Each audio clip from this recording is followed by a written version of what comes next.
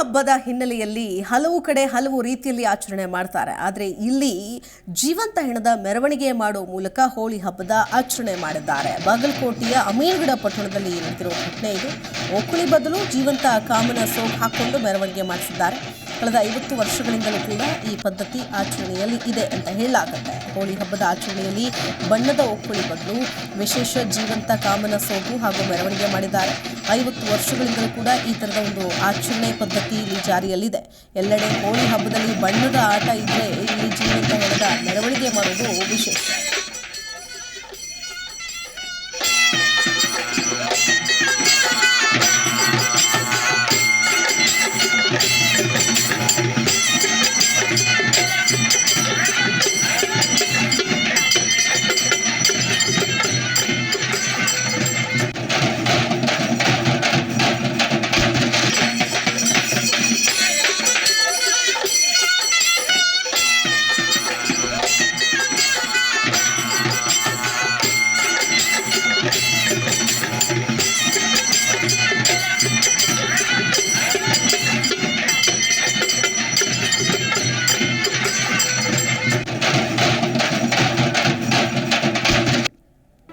G Kannada news ಈಗ ನಿಮ್ಮ ಮನೆಯಲ್ಲೇ ನೋಡಿ.